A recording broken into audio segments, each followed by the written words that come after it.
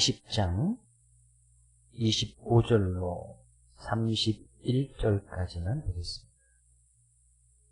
사도행전 20장 25절로 31절까지 제가 한 절, 여러분의 한 절 함께 기록합니다. 보라, 내가 여러분 중에 왕래하며 하나님 나라를 전파하였으나 이제는 여러분이 다 내 얼굴을 다시 보지 못할 줄 아노라.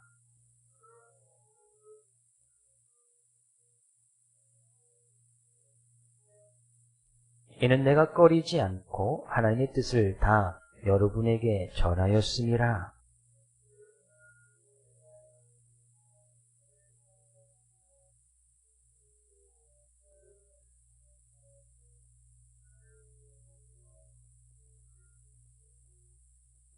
내가 떠난 후에 사나운 이리가 여러분에게 들어와서 그 양떼를 아끼지 아니하며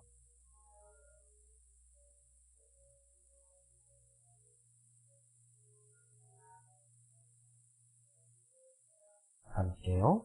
그러므로 여러분이 일깨어 내가 3년이나 밤낮 쉬지 않고 눈물로 각 사람을 훈계하던 것을 기억하라. 아멘. 잠재력이라는 단어가 있습니다. 잠재력이라는 사전적인 의미는 겉으로 드러나지 않고 속에 숨어있는 힘을 갖다 주는 잠재력이다 이야기합니다. 예를 들면 이제 콩 이제 넣으면 콩 잘 아시죠? 콩알 하나. 근데 이것이 가지고 있는 힘은 어마어마합니다. 이제 콩을 심으면 거기 싹이 나고 이제 콩이 자라게 내지면 이렇게 좀 잘 자라면 나무처럼 이렇게 크게 자라기도 하지 않습니까? 근데 거기에 달리는 열매는 하나를 심었지만 거기서 수십 배, 수백 배의 또 콩을 또 거두기도 합니다. 달걀, 주먹보다 작은 그 달걀, 그냥 호로 깨먹으면 아무것도 아닌 것 같지만 그것이 이제 또 닭에 의해서 잘 품어지고 부화가 되면 병아리 가지고 닭이 되고 또 닭이 되면 또 수많은 또 달걀을 낳는 거예요. 또 달걀이 가지고 있는 이 잠재력은 또 어마어마한 거예요. 사과씨 정말 조그마하지 않습니까? 사과씨 조그만한데 그것이 심겨져서 싹이 나고 사과 나무가 되면 거기 또 수십 배, 수백 배의 사과 열매가 달리는 거예요. 사과씨 그 자체는 아무것도 아닌 것 같지만 그가 가지고 있는 그 속에 숨겨져 있는 힘은 정말로 어마어마하다. 그래서 이제 잠재력입니다. 근데 사람에게도 이런 잠재력이 있습니다. 사람 안에 숨겨져 있는, 우리 속에 숨겨져 있는 힘이 있단 말이죠. 바울은 지금 이렇게 전도여행을 다니고 있으면서 그의 생명조차도 아낌없이 자기 귀한 것으로 여기지 아니하고 자기가 지금 환난과 결박이 기다리고 있는 예루살렘으로 지금 향하고 있습니다. 지금 그때 당시에 바울의 나이는 50대 중반쯤, 당시의 평균 수명이 50대 중후반, 평균 수명이 그렇단 말이죠. 그러면 바울은 지금 거의 노년 가운데 있는 거예요. 육체적으로는 지금 병이 들어 있습니다.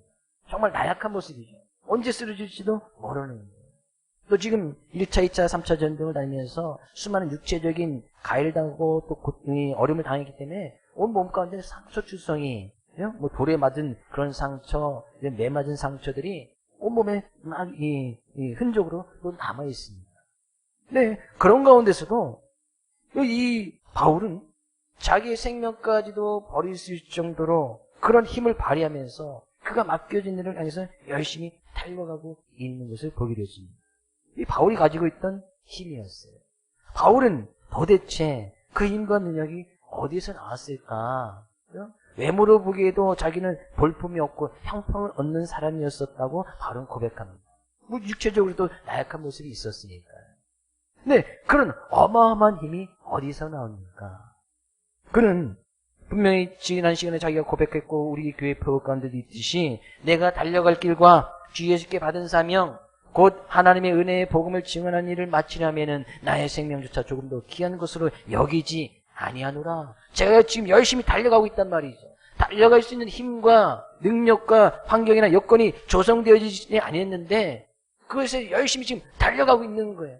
그럴 힘이 어디에 있었습니까? 주 예수께 받은 사명. 자기를 불러주시고 자기를 택해 주시고 하나님의 자녀 삼아주신 그 사명 가운데 있으면 보게 되었어요. 그 사명에 의해서 자기는 생명까지도 내려놓겠다라고 이야기하는 거예요. 우리가 하나님 지금 하나님을 예배할 수 있고 하나님을 찬양할 수 있는 힘과 능력이 어디서 나옵니까? 하나님께서 우리를 불러주시고 자녀 삼아주시고 우리에게 맡겨진 귀한 일이 있기 때문에 우리에게 맡겨진 귀한 사명이 있고 달란트가 있기 때문에 우리가 오늘도 주님을 찾아서 그 예배하는 거 아니겠습니까? 그런 주님의 귀한 은혜 앞에 감사함으로 또 말씀을 통해서도 귀한 은혜가 더해질 수 있기를 주의 이름으로 축복을 드립니다. 이 지도를 잠깐 보면 지금 바울은 밀레도라는 곳에 와 있습니다. 밀레도. 거기 중간중에 보시죠. 밀레도. 바울이 이제 3차 여행을 시작하면서 쭉 밀레도 위에 한 40여 킬로 떨어진 곳에 이제 에베소가 있는데 3차 전쟁을 시작하면서 에베소에서 3년을 말씀을 나누고 그 위로 지방을 쭉 다녀서 복음을 증거하고 다시 이제 쭉 다시 돌아오면서 배를 타고 이제 밀레도라는 곳에 와 있습니다.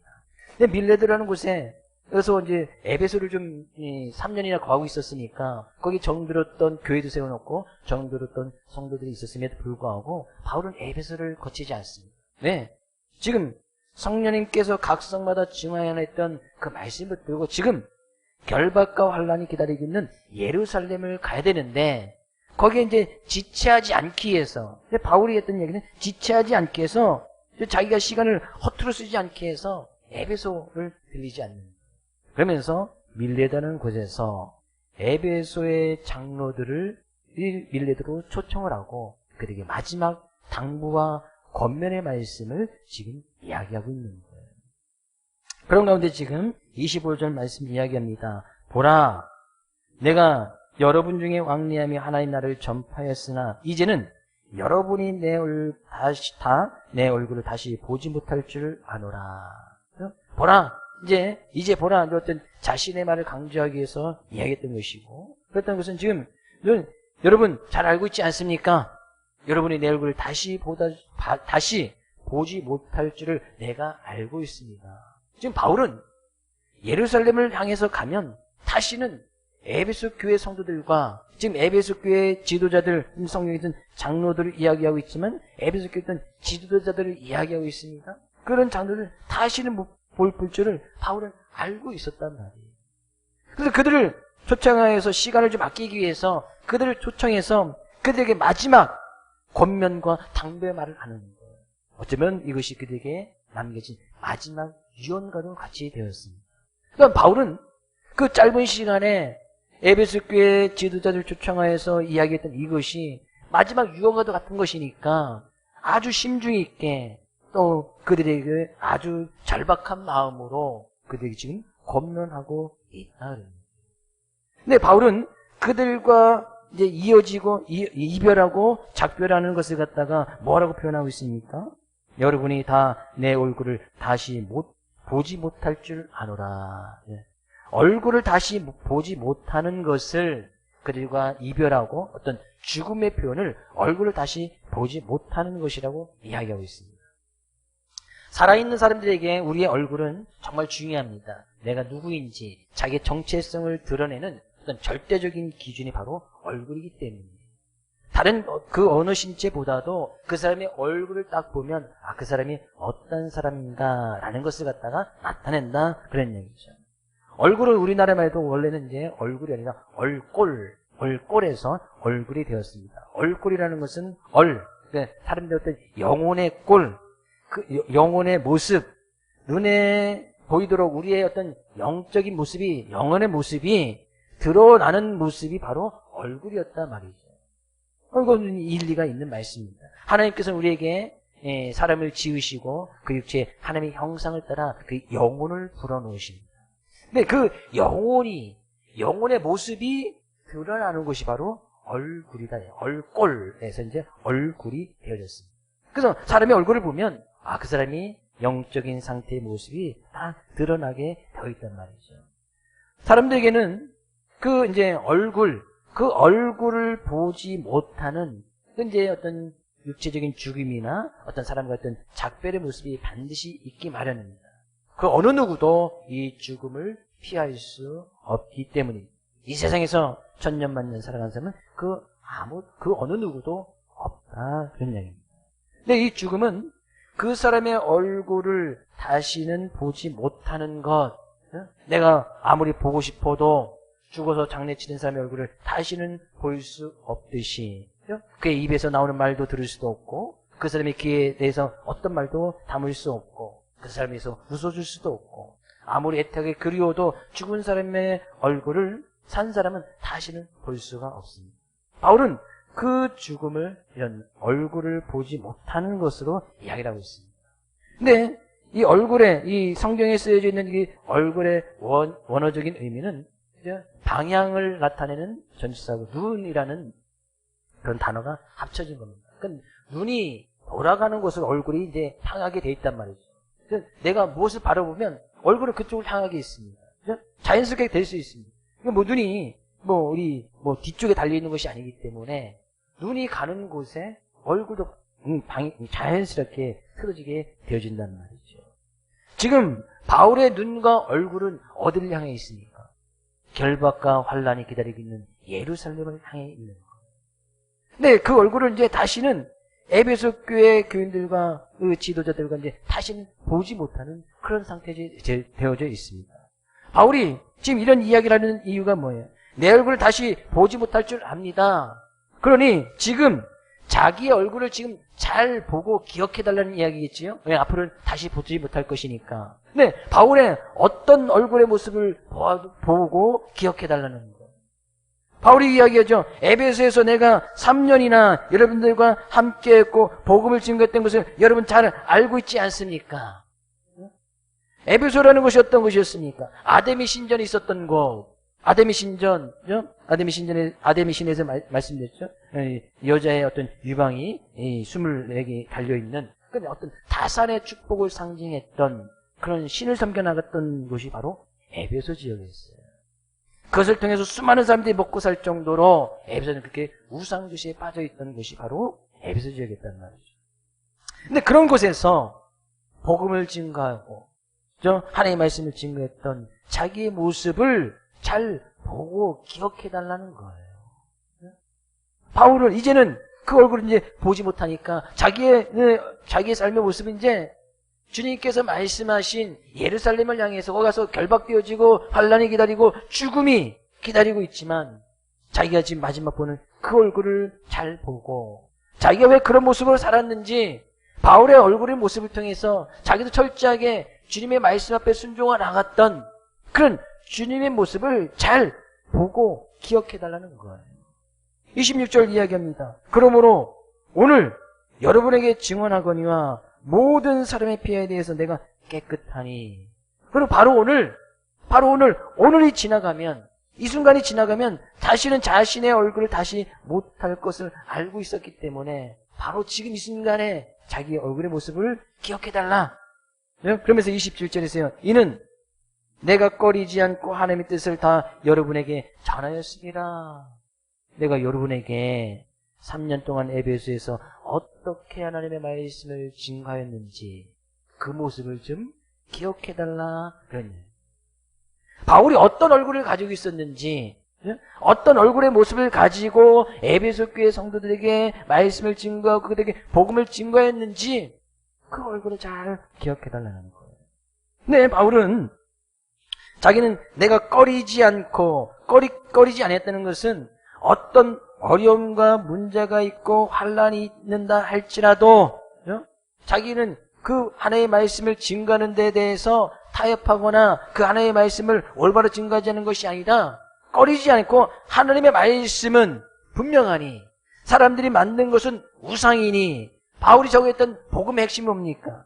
오직 십자가에서 인간의 죄값을 대신 치러진 주 예수만이 그리스도시고 그분만이 참신이고 그분만이 우리에게 영원의 생명을 주고 영원한 구원이 예수 그리스도 안에 있다는 거 아니겠습니까? 그들이 만들었던 아데미 신은 우상에 불과하다.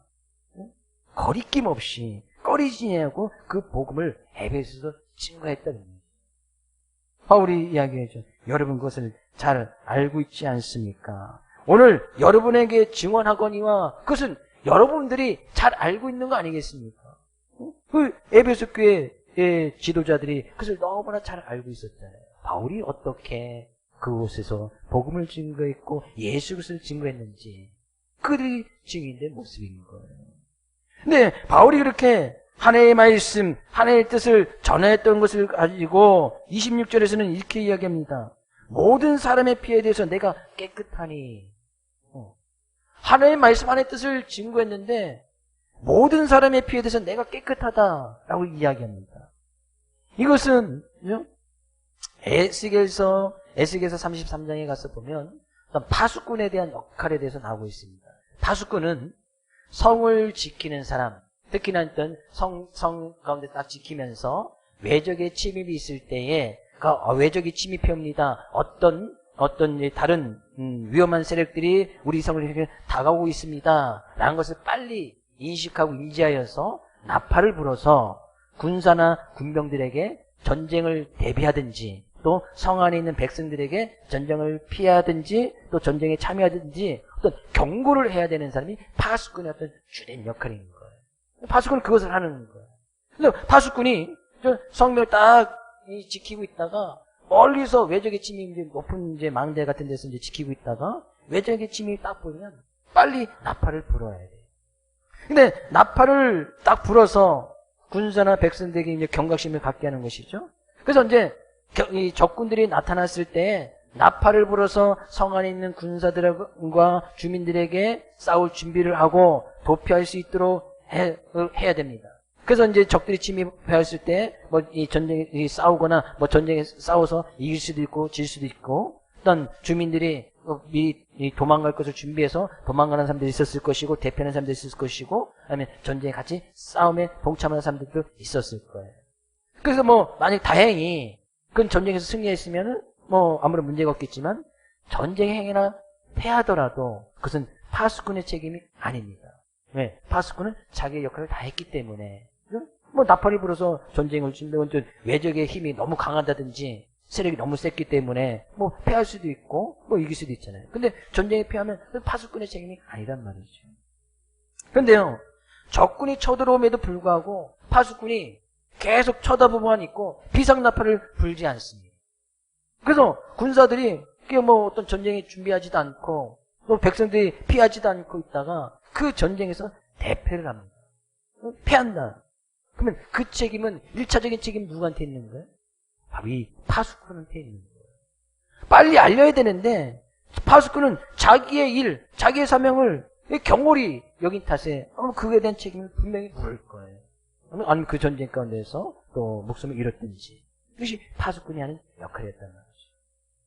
바울이 지금 이야기하는 것은 사람의 피에 대해서 깨끗하니 라는 것은 바울은 에베소서에서 분명히 하나님의 말씀을 증거했습니다. 예수만이 그리스도십니다. 예수만을 통해서 참된 구원을 받을 수 있고 예수만을 통해서 우리가 영원한 생명, 영원한 구원을 얻을 수 있습니다. 라고 분명히 증거했어요. 말씀의 파수꾼의 역할을 잘 감당했단 말이죠. 근데 그 말씀을 증거했음에도 불구하고 그 말씀을 듣지 않고 예수 그리스도를 믿지 아니해서 나중에 하나님 앞에 섰을 때 심판대 딱 서면 그 책임은 누구한테 있는 거예요? 그 말씀을 듣지 아니하는 사람에게 있다는 거죠. 그 말씀을 증거한 바울에게는 책임이 없는 거예요. 왜? 자기는 말씀의 파수꾼을 잘 감당했기 때문에. 그래서 그들이 나중에 심판을 받는다, 뭐 피를 흘린다, 하나님의 심판을 받는다. 그것은 내가 깨끗하다, 이건 나의 책임이 아니다. 분명히 에베소 교회 지도자에게 분명히 이야기하고 있습니다. 내가 여러분에게 꺼리지 않고 하나님의 뜻을 다 여러분에게 전하지 않았습니까? 하나님의 말씀을 분명히 전하지 않았습니까? 여러분이 그에 대해서 증인되지 않습니까? 그러니 지금 바울 사도가 지금 이렇게 이야기하는 것이 뭐예요? 그 증거했던 하나님의 말씀, 그 안에 하나님의 뜻이 어디 있는지 잘 깨달아서 지금 마지막 여러분에게 지금 당부하고 권면하고 있는 자신의 얼굴을 잘 보고 그 가운데 나타난 주님의 얼굴을 자기가 왜 그렇게 살아가고 있었는지 자기를 통해서 나타난 주님의 모습, 주님의 얼굴을 닮아가는 그런 삶을 살아가도록 지금 간곡하게 당부하고 있다. 그러네. 이 말씀은 에베소 교회 장로들, 지도자들에게 해당되는 말씀은 아니지. 이 말씀이 지금 성경에 기록되어 있고 우리에게도 지금 그대로 감동을 주고 있고 이제 하나님의 말씀으로 기록되어 있습니다. 베드로전서 2장 9절 말씀 가서 볼까요? 베드로전서 2장 9절 말씀 같이 읽어보겠습니다. 그러나 너희는 택하신 족속이요 왕같은 제사장들이요 거룩한 나라요 그의 소유된 백성이니 이는 너희를 어두운 데서 불러내어 그의 기이한 빛에 들어가게 하신 이에 아름다운 덕을 선포하게 하려 하시리라. 하나님께서 우리를 택해 주시고 왕같은 제사장으로 삼아 주시고 거룩한 백성 삼아 주셨다. 하나님의 백성 삼아 주셨다. 그 이유가 있단 말이죠. 왜 우리를 불러주셨고 우리에게 하나님의 백성된 하나님의 자녀된 모습으로 살아가게 하셨는가? 이는 너희를 어두운 데서 불러내신 그의 기이한 빛에 들어가게 하신 그 들어가게 하신 이가 누구예요? 그 들어가게 하신 이가 바로 예수 그리스도 아니겠습니까? 그 예수님의 아름다운 덕, 예수만이 그리스도시다, 예수만이 생명이시다, 예수만이 우리 참된 구원자 되신 그 덕을 선포하게 하게 하리심이라. 하나님의 백성된 우리에게는 예수만이 그리스도심을 선포하고 보여주는 삶의 모습을 살아가야 된다. 그랬네. 바울은 그런 삶을 살았던 것을 에베소 교회 지도자들에게 좀 우리들에게 지금 그대로 지금 이야기하고 있는 거예요. 그래서 바울은 자기 얼굴을 좀 기억해라, 자기 얼굴을 똑바로 보달라 이야기한 것은 바울의 자기는 자기 자신 스스로 볼품이 없는 그 외모적인 얼굴의 모습을 기억해달라는 것이 아니었지. 자기 얼굴을 통해서 자기가 어떻게 주님의 모습을 닮아갔는지, 자기가 어떻게 하나님의 말씀을 증거하고 하나님의 뜻을 이루면서 살아갔는지, 그 나타나셨던 주님의 모습을 좀 닮아가라. 주님의 얼굴을 좀 기억해라. 주님께서 우리의 죄를 우리를 구원하시기 위해서 십자가를 지셨던 그 주님의 얼굴, 부활하셔서 우리에게 참 부활의 소망을 허락해 주셨던 그 주님의 얼굴을 닮아가라. 우리 지금 권면하고 당부하는 거 아니겠습니까? 하나님께서 분명히 사람을 지으셨을 때 하나님의 형상을 따라 지음을 받았다고 성경이 이야기하고 있습니다. 그러면 원래 사람들의 모습 속에서는 그의 삶의 얼굴을 통해서 하나님의 형상이 나타나야 돼요. 그 사람을 보면 하나님은 이런 분이겠구나 라는 것이 분명히 나타나야 된다는 말이죠. 우리 옆에 계신 성도님의 얼굴을 잠깐 한번 볼까요? 얼굴. 마스크 때문에 반밖에 안 보이지만 얼굴을 보면 하나님의 형상이 보이십니다. 하나님. 옆에 계신 성도님 보면 하나님은 이런 분이시겠구나. 옆에 있는 사람들의 성도님의 삶의 모습을 보니 주님이 이런 삶을 살아가셨겠구나. 밝히 보여 증가할 수 있는 우리 사랑하는 모든 손님 될 수 있기를 주의 이름으로 축복을 드립니다. 바울이 지금 에베소 교회 지도자들을 불러놓고 그들에게 지금 그렇게 당부하고 권면하는 거예요. 바로 오늘 여러분이 기억해야 될 것은 나의 얼굴입니다. 나의 얼굴을 통해서 나타난 그 주님의 얼굴을 좀 기억해 주십시오. 다시는 그 얼굴을 보지 못할 테니 주님의 얼굴을 기억하여서 그 얼굴에 보여주셨던 참 말씀을 이루고 뜻을 이뤄가는 그런 삶을 살아가십시오 라고 지금 당부하고 있다 그러네요. 저는 옆에 있는 성도님 통해서 나타난 그런 주님의 얼굴, 하나님의 형상, 주님께서 보여주셨던 그 놀라운 십자가의 은혜를 우리의 삶의 모습을 통해서 살아가기 원하고 그 성도님 삶가운데 나타났던 그 주님의 얼굴을 본받아 살아갈 수 있는 우리 모두가 될 수 있기를 주의 이름으로 축복을 드립니다. 그러면서 바울이 거기에 모여있는 그 지도자들에게 아주 강력하게 명령, 권면을 지나쳐서 명령하는 모습이 한 가지가 있습니다. 28절에 여러분은 자기를 위하여 또는 온 양떼를 위하여 삼가라.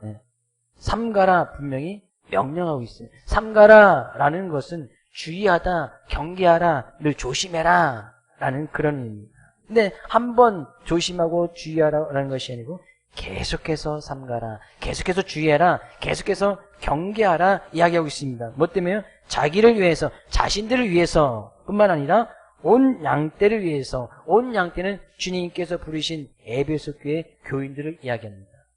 내 자신을 위해서, 여러분 자신을 위해서 좀 삼가십시오. 여러분 자신을 위해서 좀 주의하고 경계하십시오. 교회 성도들을 위해서, 이들은 어떤 지도자의 입장에 있으니까 교회 성도들을 위해서 좀 삼가십시오. 이 지주자에 있다는 것은 지금 우리 모두에게 다 지금 해당되는 말씀입니다. 네, 우리를 그렇게 하나님의 왕 같은 제사장으로 불러주신, 네, 우리를 하나님의 백성 삼아주신 말씀이 분명히 기록되어 있기 때문에 지금 우리들에게, 그러니까 곧 우리 자신을 위해서, 여러분 옆에 있는 성도들을 위해서 좀 삼가십시오. 주의하십시오. 경계하십시오. 라고 이야기를 하고 있습니다. 근데 뭘 삼가야 된다고 이야기하고 있습니까?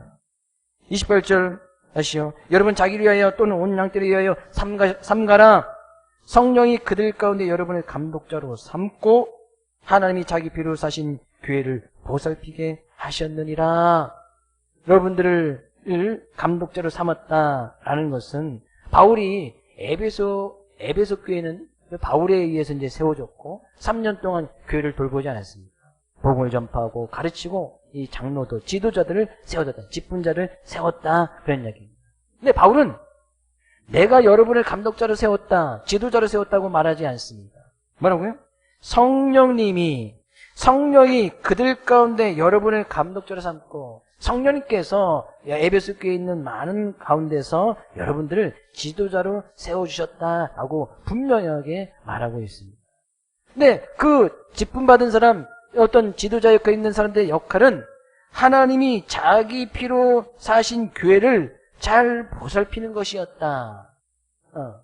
곧 하나님께서 우리를 하나님의 자녀 삼으시고 백성 삼으신 가장 큰 이유는 우리가 정말 그 모습 가운데서 성도로서의 삶을 살아갈 때 정말 우리가 삼가야 되는 가장 큰 이유 가운데 하나는 주님께서, 성령님께서 우리를 부르시고 직분을 주시고 어떤 지도자로 삼아주셨던 이유는 주님께서 세우신 핏값을 주고 사신 교회를 잘 보살피게 하기 위함이었다. 그런 얘기예요. 성도로서 해야 될 의미 가운데, 역할 가운데 하나가 뭐예요? 그것은 교회를 잘 보살피는 것. 교회를 잘 보살피는 것이 성도들이 해야 될 역할이다. 그런 이야기입니다. 또 뿐만 아니라 그리 삼가야 되는 이유를 또 이야기를 하고 있습니다. 29절. 내가 떠난 후에 사나운 이리가 여러분에게 들어와서 그 양떼를 아끼지 아니하며. 그죠? 바울은 분명히 알고 있었어요. 사나운 일이라는 것은 어떤 이단자들이나 거짓된 선지자들을 이야기하고 있습니다. 에베소 지역 가운데 이제 바울이 떠나고 이제 이 지도자들과 이제 헤어져서 바울은 이제 자기의 삶의 모습을 향해서 갔을 때 바울은 너무나 잘 알고 있었어요. 거기서 분명히 거짓 선지자들이나 이단자들이 찾아와서 교인들을 미혹하고 교회를 흔들 것이다 라는 것을 갖다가 너무나 잘 알고 있었습니다. 그래서 지금 그런 이단이나 거짓 선지자들을 물리치는 역할을 맡은 사람들을 바로 지금 에베소 지도자들이라고 이야기하고 있는 거예요. 그래서 여러분은 먼저 삼가십시오 라고 명령하고 있는 거예요. 먼저 잘 주의하십시오. 조심하십시오. 잘 경계하십시오 라고 지금 이야기하고 있고 어떻게 보면 지금 명령하고 있는 거예요. 잘 삼가라. 삼가라고 분명히 명령하고 있지 않습니까? 교회를 잘 든든히 세워나가기 위해서 먼저 좀 삼가십시오. 왜? 교회를 흔들고 교회를 무너뜨리려고 하는 거짓 선지자 이단들이 분명히 그것을 찾아와서 교회를 미혹하고 성도들을 미혹할 것이 분명하기 때문에 바울은 1차, 2차 전도여행 때에도 그것을 너무나 많이 보지 않았습니다. 자기가 교회를 세워놓고 복음을 증거하고 나가면 꼭 잘못된 이 사상을 가지고 있는 사람들이 와서 거기 또 그 교회를 흐트러뜨리고 또 무너뜨리고 가려는 그런 것들이 계속해서 일어났습니다. 근데 교회 지도자들이 또 성도들이 스스로 삼가야 되는 데는 더 중요한 이유가 있었습니다. 30절. 또한 여러분 중에서도 제자들을 끌어 자기를 따르게 하려고 어그러진 말을 하는 사람들이 일어날 줄을 내가 아노라. 바로 여러분들 중에서도, 교회 직분자들 중에서도, 교회 지도되는 사람들 중에서도 교인들을 미혹하여 자기의 유익을 꾀하려 어그러진 말을 하는 사람들이 일어날 것을 바울은 알고 있었다.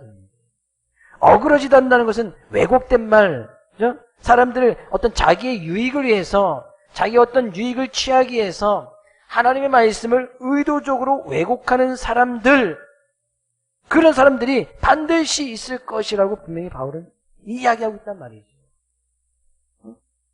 하나님의 말씀을 왜곡하는 거예요. 자기의 유익을 취하기 위해서. 성도들을 자기 유익 피해서 자기 편을 만들어 나가는 거예요. 자기 어떤 세력을 키워 나가는 거예요. 교회 안에서 자기의 유익을 취하고 나가는 거예요. 그러니까 내 편이 돼야 되겠지요. 그러니까 내 편을 만들기 위해서 말씀을 왜곡하고 달콤한 말을 해서 자기 편을 만들어서 그러다 보니 교회 안에서 당이 생기는 거예요. 네 당, 내 당, 우리 당 뭐 하면서 막 세력 가리기를 나누게 되고 결국에 그러다 보면 서로 막 싸우게 되고 의견 충돌이 나게 되시고 그래서 교회가 분리되고 교회가 망하는 그런 일들이 있다. 바울은 그래서 너무나 잘 알고 있었어요.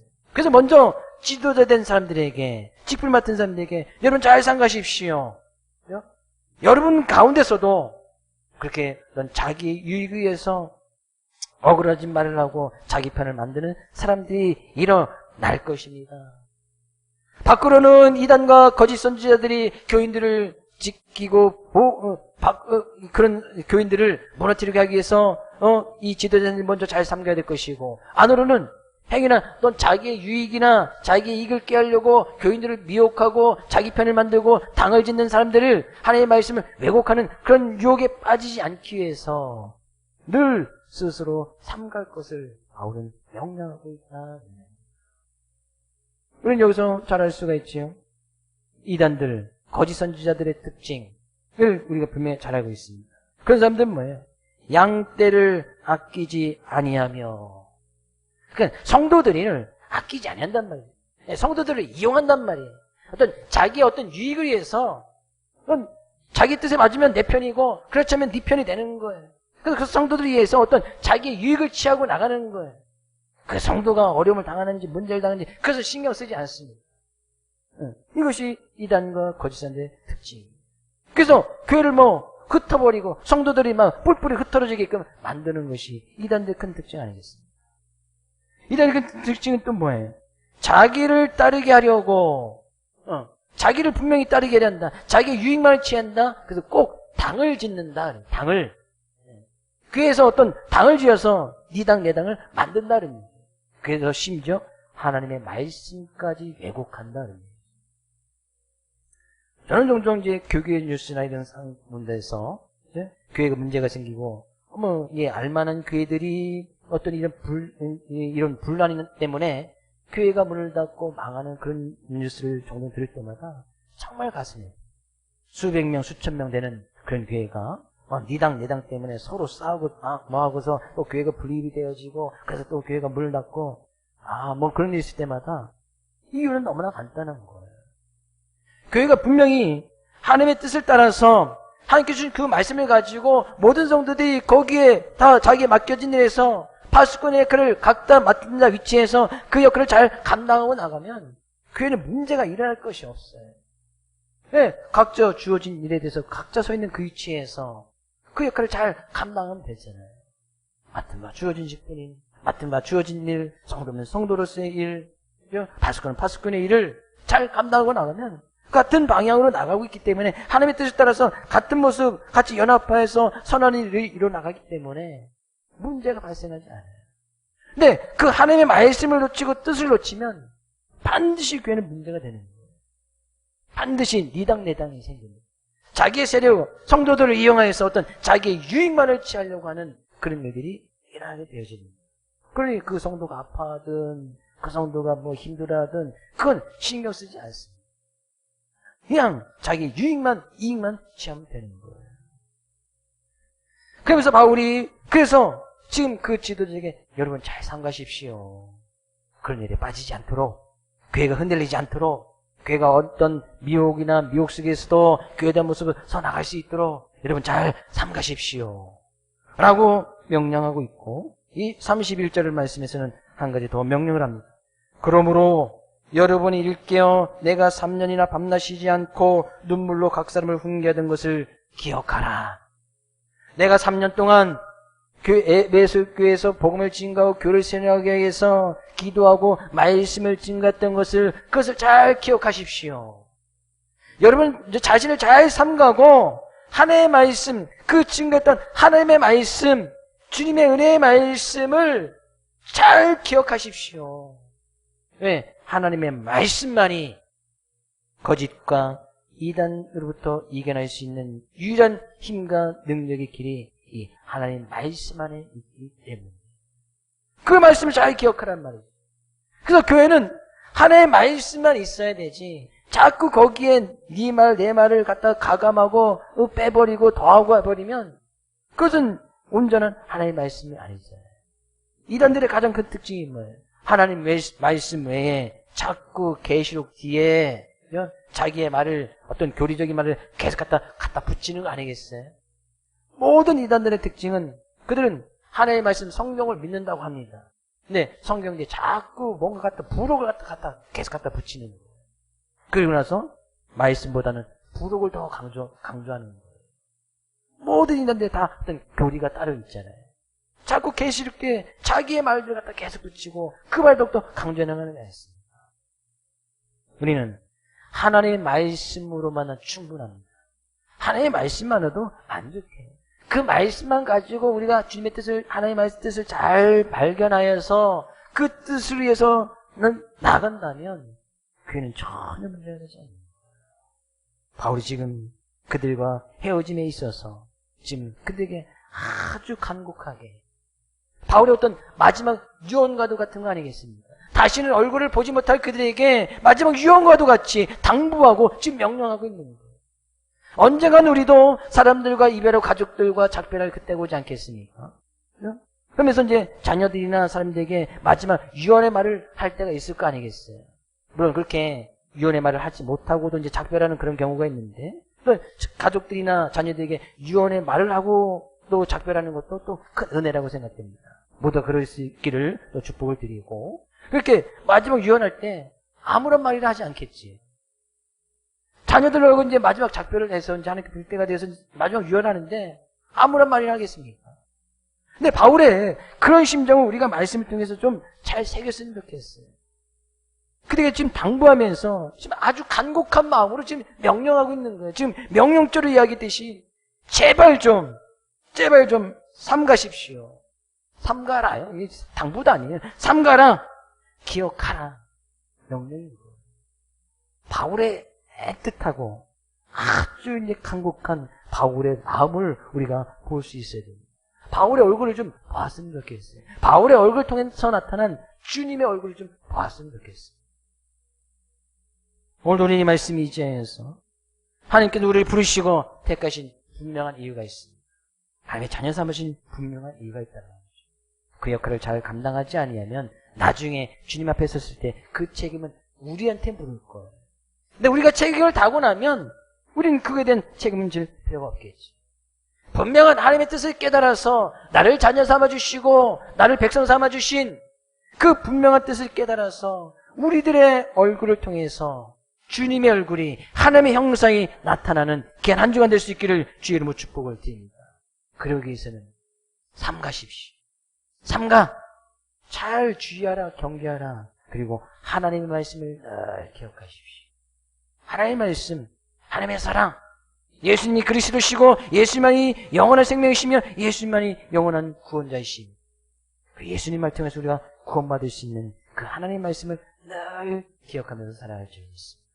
그 말씀이 힘이 되어지고 능력이 되어지고 이번 한 주간도 그 어떤 유혹과 미혹 속에서도 내 자신을 삼가고 하나님의 말씀을 기억함으로 말미암아 참다운 승리의 모습이 있기를 주의 이름으로 축복을 드립니다.